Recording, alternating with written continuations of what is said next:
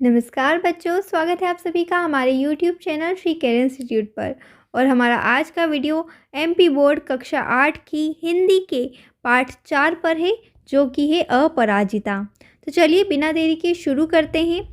पाठ पढ़ना और समझना काफ़ी आसान है क्योंकि हमारी मातृभाषा हिंदी में है, इसीलिए मैं पाठ को पढ़कर आपका समय व्यर्थ नहीं करूँगी। हम सीधा अभ्यास की ओर बढ़ेंगे। लेकिन मैं आपको बता दूँ कि इस पाठ में हम पढ़ते क्या हैं। ठीक है, इस पाठ में हम एक ऐसी लड़की के बारे में पढ़ते हैं जो कि अपंग होने के बावजूद भी जीवन में आई हर कठिनाई का सामना दृढ़ता से करती है। ठीक है, तो जो कवियत्री है शिवानी, उन्होंने उस लड़की के बारे में लिखा है और ये उनका संस्मरण है, यानी कि उन्होंने ये चीज़ खुद देखी है, उसने उस लड़की से मिली है और उसी चीज़ को उन्होंने लिखा है। संस्मरण होता है कि किसी चीज़ को याद करके लिखना, किसी बात को याद करके लिखना। तो ये उस लड़की से मिली है कवियत्री, और उस लड़की के बारे में क्या क्या खासियत है उसकी, और वही सारी चीज़ें उन्होंने इस पाठ में हमें बताई है। आप जब पाठ पढ़ेंगे तब आपको आसानी से ये चीज़ समझ में आ जाएगी। चलिए आगे बढ़ते हैं। अब हम अभ्यास की ओर बढ़ेंगे। उससे पहले मैं आपको बता दूं कि जो लेखिका है शिवानी, उनका पूरा नाम है गोरापंत शिवानी, और वे हिंदी की लोकप्रिय कथा लेखिका रही हैं। और उनका जन्म 1963 में राजकोट गुजरात में हुआ था। उनकी शिक्षा शांति निकेतन और कोलकाता विश्वविद्यालय में हुई थी।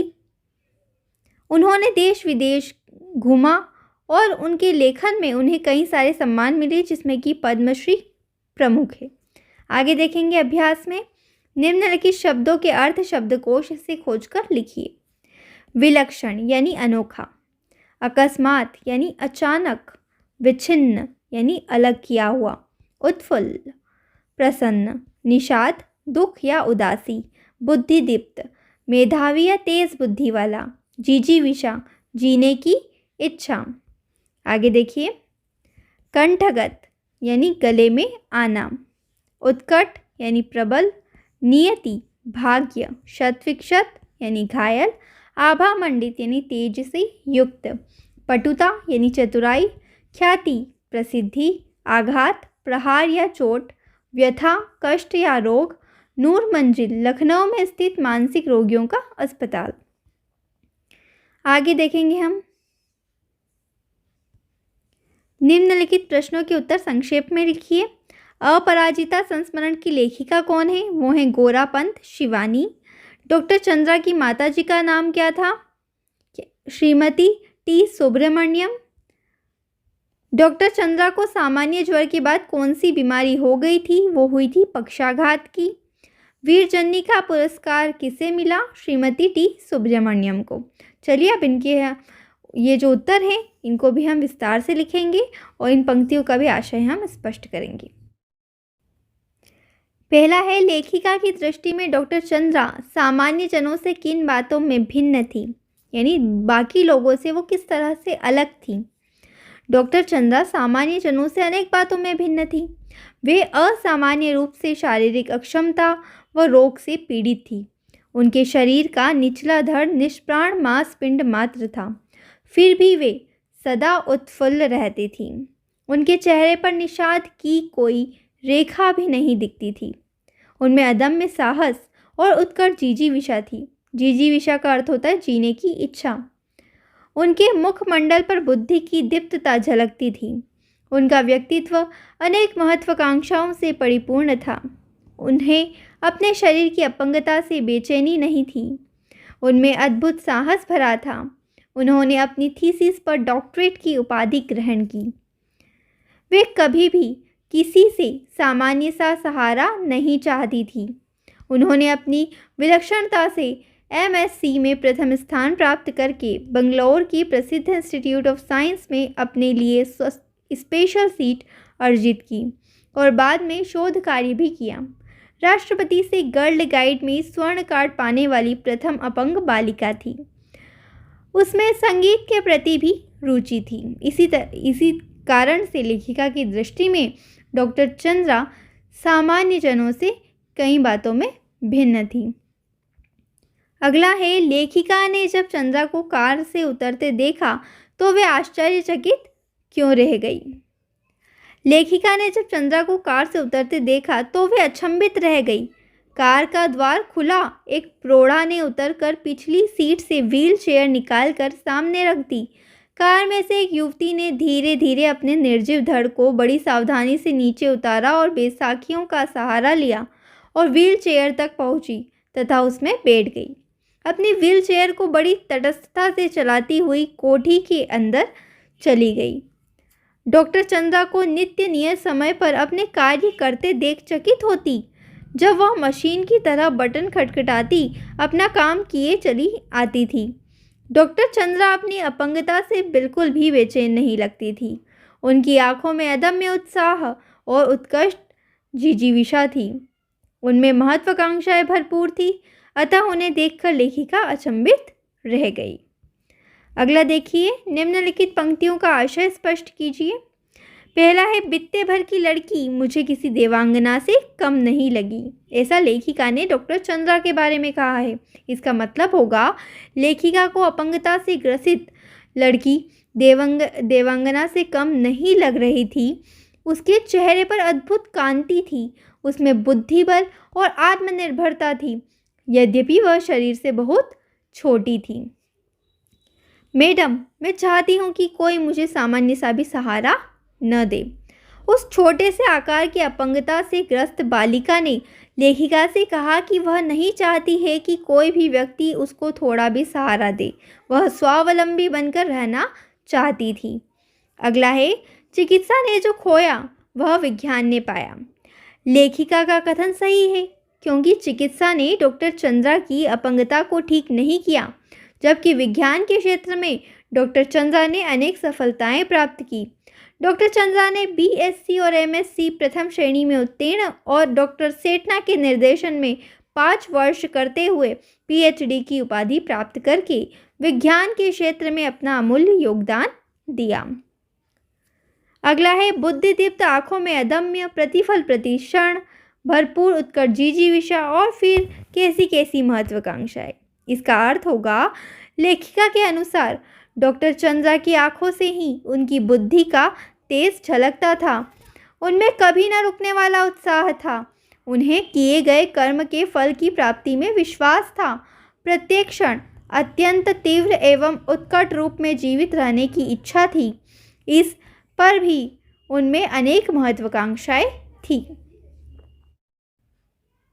अब हम अगला प्रश्न देखते हैं भाषा अध्ययन में। देखिए, पहले मैं आपको ये समझाती हूँ। आजकल अंग्रेज़ी के शब्द हिंदी में प्रयुक्त हो रहे हैं जिनमें ओ ध्वनि का उच्चारण होता है। इस प्रकार हिंदी में ओ की ध्वनि का आगम अंग्रेज़ी से हुआ है। यह ओ और ओ के बीच की ध्वनि है, जैसे डॉक्टर, कॉलेज, हॉल। कुछ शब्दों में इसके प्रयोग से अंतर आ जाता है। इसके अंतर को समझिए, जैसे कि काल, समय, कॉल, बुलाना या पुकारना। यहाँ पर काल आ की ध्वनि हो रही है और यहाँ पर ओ की ध्वनि हो रही है। ठीक है, निम्नलिखित शब्दों का उच्चारण कीजिए। देखिए, मैं करके दिखाती हूँ आपको। Doctor, college, ball, of, office, convent. ठीक है, आगे बढ़ते हैं। निम्नलिखित शब्दों का शुद्ध उच्चारण कीजिए और उन्हें लिखिए। पहला है व्यक्तित्व, दूसरा है रिक्तता, अभिशप्त, विच्छिन्न, निष्प्राण, जिजीविषा, बुद्धिदीप्त, सुब्रमण्यम। ठीक है, आप भी इसे पढ़िए और इसका सही उच्चारण करना सीखिए। अगला है सही विकल्प चुनिए। पहला है अपराजिता शब्द में उपसर्ग है, इसमें उपसर्ग होगा अपरा। ठीक है, विकलांगता शब्द में प्रत्यय है, इसमें होगा ता प्रत्यय। फिर है अभिमान में उपसर्ग है, इसमें उपसर्ग होगा अभी। अपराजिता का विलोम क्या होगा? पराजिता।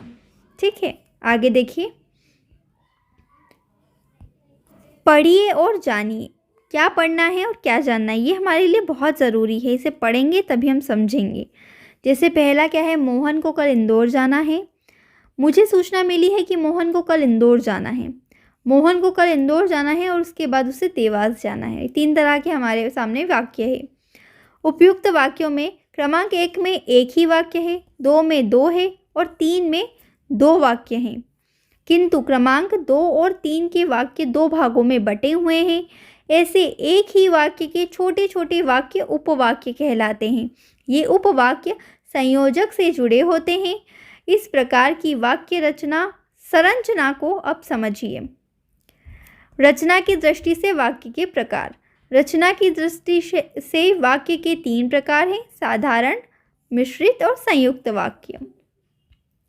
अब साधारण वाक्य क्या होते हैं? जिस वाक्य में एक उद्देश्य और एक विधेय होता है उसे साधारण वाक्य कहते हैं। साधारण वाक्य में एक ही क्रिया होती है। उदाहरण, प्रांजल स्कूल जाता है, यह एक साधारण वाक्य है। मिश्रित या मिश्र वाक्य। जिस वाक्य में एक प्रधान उपवाक्य और एक या अधिक आश्रित उपवाक्य हो उसे मिश्रित वाक्य कहते हैं। सामान्यतः प्रधान वाक्य और आश्रित उपवाक्य के बीच की, जो, जिसने, जिसे, तब, जहाँ तहाँ जैसे संयोजक शब्द होते हैं। आश्रित उपवाक्य 3 प्रकार के हैं: संज्ञा आश्रित, विशेषण आश्रित और क्रिया विशेषण आश्रित उपवाक्य। अब संज्ञा और आश्रित उपवाक्य क्या होते हैं? प्रधान उपवाक्य किसी संज्ञा के बदले में आने वाला उपवाक्य है। यह की संयोजक शब्द से जुड़ा रहता है। जैसे मोहन कह रहा है कि वह कल नहीं आएगा। ठीक है, तो ये संज्ञा आश्रित हो गए। फिर विशेषण आश्रित क्या हो गया? ये प्रधान उपवाक्य संज्ञा सर्वनाम की विशेषता बतलाते हैं। ये उपवाक्य जो, जिसे, जिसने, जिन्हें आदि शब्दों से जुड़े होते हैं। जैसे तुम्हारा पेन अच्छा चलता है, जो तुमने मुझे कल दिया था, यहाँ पर जो आ गया। ठीक है। क्रिया विशेषण आश्रित उपवाक्य क्या होते हैं? प्रधान उपवाक्य की क्रिया में की विशेषता बताने वाले उपवाक्य क्रिया विशेषण उपवाक्य होते हैं। ऐसे वाक्यों में जब, जैसे, वैसे, जितना आदि योजक शब्द आते हैं। जैसे कि उदाहरण है, जब हम टिकट खरीदेंगे तब प्लेटफॉर्म पर जाएंगे, तो यहाँ जब तब आ गया। ठीक है ना। अब संयुक्त वाक्य क्या होते हैं? संयुक्त वाक्य में एक प्रधान वाक्य और एक या अधिक उपवाक्य समानाधिकरण यानी समकक्ष वाले होते हैं। संयुक्त वाक्य में 2 वाक्य होंगे और या अथवा, किंतु, परंतु आदि से जुड़े होते हैं। जैसे वह गरीब है परंतु ईमानदार भी है। तो यहाँ 2 वाक्य हैं लेकिन वो किसी ना किसी या तो और से जुड़ेंगे, या से, अथवा, किंतु या परंतु, किसी से भी वो जुड़े हो सकते हैं। ठीक है ना। आगे देखेंगे हम। अपराजिता पाठ से साधारण वाक्य, मिश्रित वाक्य और संयुक्त वाक्य के 2 उदाहरण छाट कर लिखिए। देखिए, अब इन्हीं से जुड़ा हुआ हमारे सामने प्रश्न आ गया। ये प्रश्न आपके परीक्षा में भी आ सकता है, इसीलिए आपको याद होना चाहिए कि साधारण वाक्य क्या होते हैं, मिश्रित वाक्य क्या होते हैं और संयुक्त वाक्य क्या होते हैं। इसीलिए मैंने आपको समझाया है। आपका टाइम वेस्ट बिल्कुल नहीं हुआ है इसमें। ये मैंने आपको इसीलिए समझाया है ताकि आपके इसमें काम में आए, और आपकी किताब में भी है तो आप पढ़िए और उसे समझिए। ठीक है, बढ़ते हैं इसके उत्तर की ओर। साधारण वाक्य क्या क्या आए थे? उस कोठी का अहाता एकदम हमारे बंगले के अहाते से जुड़ा था। आजकल वह IIT मद्रास चेन्नई में काम कर रही है। मिश्रित वाक्य, हमें लगता है कि भले ही उस अंतर्यामी ने हमें जीवन में कभी अकस्मात अकारण ही दंडित कर दिया हो। लौटते समय किसी स्टेशन पर चाय लेने उतरा कि गाड़ी चल पड़ी। अब इसमें मिश्रित वाक्य, इसमें कई सारे काम हो रहे हैं। ठीक है। अब संयुक्त वाक्य कैसे हो जाएगा? हमने आज तक 2 व्यक्तियों द्वारा सम्मिलित रूप में नोबेल पुरस्कार पाते अपने ही विषय में सुना था, किंतु आज हम शायद पहली बार इस PhD के विषय में भी कह सकते हैं। अब यहाँ पर क्या हो गया? किंतु से जुड़ गया। ठीक है। 1 वर्ष तक कष्ट साध्य उपचार चला और एक दिन स्वयं ही इसके ऊपरी धड़ में गति आ गई। यहाँ पर फिर हाथ हिलने लगे, नहीं उंगलियां मुझे बुलाने लगी। ठीक है। अगला प्रश्न देखेंगे हम। अगला प्रश्न है, निम्नलिखित गद्यांश को ध्यान से पढ़िए। चलिए पढ़ते हैं। मैंने एक विकलांग बालक को पेड़ से लिखते देखा तो मैं दंग रह गया। भगवान की लीला भी विचित्र है। साहसी, आत्मविश्वासी और जीवट स्वभाव के विकलांग तो हमें हतप्रभ बना देते हैं। समाज में कुछ विकलांग तो अपने हथियार डाल देते हैं तथा दूसरों के आश्रित रहकर जीवन जीते हैं। कभी वे मंदिर के सामने, कभी स्टेशन के पास या किसी सार्वजनिक स्थान पर मांगने के लिए धरना दिए बैठे रहते हैं। हमें चाहिए कि हम उन्हें अपने पैरों पर खड़े होने के लिए प्रेरित करें, उन्हें स्वावलंबी बनाने के लिए हर संभव प्रयास करें और उन्हें अच्छा जीवन जीने का मार्ग सुझाएं। अब इसमें इन प्रश्नों के उत्तर हमें लिखना है। चलिए आप अपनी बुक खोलकर बैठिए। मैं यहाँ पर प्रश्न यहाँ लिखे हुए हैं, उत्तर मैंने कहीं और लिखे हैं। मैं उत्तर सीधे आपको बता रही हूँ। चलिए, तो हमारा पहला प्रश्न था कि उपयुक्त गद्यांश का उचित शीर्षक क्या है। तो उसका लिखेंगे हम शारीरिक रूप से विशेष आवश्यकता वाले व्यक्ति। अगला था हम विशेष आवश्यकता वाले व्यक्तियों के लिए क्या क्या काम कर सकते हैं। तो हम लिखेंगे हम उन्हें अपने पैरों पर खड़े होने के लिए प्रेरित कर सकते हैं, उन्हें स्वावलंबी बनाने के लिए हर संभव प्रयास कर सकते हैं तथा उन्हें अच्छा जीवन जीने का मार्ग सुझा सकते हैं। अब जो अगला हमारे सामने था वो था इस गद्यांश से मुहावरे छांटकर उनके अर्थ और उनका वाक्यों में प्रयोग करना था। तो यहाँ मैंने कर रखा है। पहला था दंग रह जाना, अचंभे में पड़ जाना। वाक्य प्रयोग होगा 8 वर्ष की बालिका ने जब गीता के श्लोक मौखिक सुनाए तो वहाँ उपस्थित लोग दंग रह गए। हतप्रभ यानी चकित हो जाना। वाक्य प्रयोग करेंगे हमारे विद्यालय की विकलांग बालिका ने जब 100 मीटर की दौड़ में प्रथम स्थान पाया तो उपस्थित लोग हतप्रभ हो गए। अगला देखेंगे हथियार डालना यानी हार मान लेना। वाक्य प्रयोग भारतीय सेना के सामने हमारे दुश्मनों ने अपने हथियार डाल दिए। धरना देना एक स्थान पर जमकर बैठ जाना। वाक्य प्रयोग करेंगे छात्रों ने अपनी मांगों के समर्थन में प्रधानाचार्य के कार्यालय के सामने धरना दे दिया। अगला है अपने पैरों पर खड़ा होना यानी स्वावलंबी होना। वाक्य प्रयोग प्रत्येक युवक को अपने पैरों पर खड़ा होने के सद प्रयास करने चाहिए। फिर है मार्ग सुझाना यानी उपाय बताना। वाक्य प्रयोग करेंगे बेरोजगारी मिटाने के लिए विद्वानों को मार्ग सुझाना चाहिए। इस तरीके से हमने ये किया। अगला देखेंगे, अगला प्रश्न हमारे सामने क्या था। इस गद्यांश में से एक एक सरल, मिश्रित और संयुक्त वाक्य हमें छाट कर लिखने हैं। तो सरल वाक्य क्या हो जाएगा, भगवान की लीला विचित्र है। मिश्रित वाक्य हमें चाहिए कि हम उन्हें अपने पैरों पर खड़े होने के लिए प्रेरित करें। संयुक्त वाक्य उन्हें स्वावलंबी बनाने के लिए हर संभव प्रयास करें और उन्हें अच्छा जीवन जीने का मार्ग सुझाएं।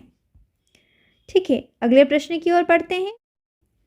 अगला प्रश्न है निम्नलिखित गद्यांश को उपयुक्त विराम चिन्ह लगाकर पुनः लिखिए। ठीक है, तो हम यहीं पर इसे करेंगे कंप्लीट। देखिए, नहीं मिसेस सुब्रमण्यम, मदर ने कहा हमें आपसे पूरी सहानुभूति है, पर आप ही सोचिए आपकी पुत्री की व्हील चेयर कौन पूरे क्लास में घुमाता फिरेगा। चलिए शुरुआत हम यहीं से करेंगे। नहीं में हम लगाएंगे उदाहरण चिन्ह, फिर अल्प विराम, मिसेस सुब्रमण्यम, यहाँ पर उदाहरण चिन्ह पहले लगेगा, फिर लगेगा अल्प विराम, मदर ने कहा, फिर पूर्ण विराम लगेगा, हमें आपसे पूरी सहानुभूति है के बाद फिर अल्प विराम लगेगा, पर आप ही सोचिए, सोचिए के बाद हम फिर अल्प विराम लगाएंगे, आपकी पुत्री की व्हील चेयर कौन पूरी क्लास में घुमाता फिरेगा, यहाँ पर हम पूर्ण विराम लगाएंगे। फिर देखिए, आप चिंता न करें मदर, तो चिंता न करें के बाद हम अल्प विराम लगाएंगे और आपसे पहले हम उदाहरण चिन्ह लगाएंगे। हम मदर के बाद फिर आप अल्प विराम लगाएंगे। मैं हमेशा उसके साथ रहूँगी, रहूँगी के बाद उदाहरण चिन्ह, और फिर पूरी कक्षाओं में अपंग पुत्री की कुर्सी की परिक्रमा में स्वयं कराती के बाद पूर्ण विराम। इस तरीके से हम इसे करेंगे। ठीक है, आगे बढ़ते हैं। सुगम शब्द में ता प्रत्यय जोड़कर सुगमता नया शब्द बना है। इसी प्रकार निम्नलिखित शब्दों में निर्धारित प्रत्यय जोड़कर नए शब्द बनाइए जो हमने यहाँ बना रखे हैं। कर्मठता, कर्मठता, शालीनता, शालीनता, उदारता, उदारता, कृपणता, कृपणता। उसी तरीके से चाय वाला, चाय वाला, मिठाई वाला, मिठाई वाला, फल, फल वाला, रिक्शा, रिक्शा वाला, गाड़ी गाड़ी वाला। ठीक है, आगे देखेंगे हम। प्रश्न 8 है, प्रतिफल शब्द में प्रति उपसर्ग जुड़ा है, इसी प्रकार प्रति और परा अभी उपसर्ग जोड़कर नए शब्द बनाइए। ठीक है, बनाएंगे हम। प्रतिक्षण प्रतिक्षण, प्रतिदान प्रतिदान, प्रतिध्वनि प्रतिध्वनि, प्रतिरूप प्रतिरूप, वादी प्रतिवादी, जय पराजय, पराक्रम पराक्रम, पराभव पराभव, पराभूत पराभूत, परावर्तन परावर्तन।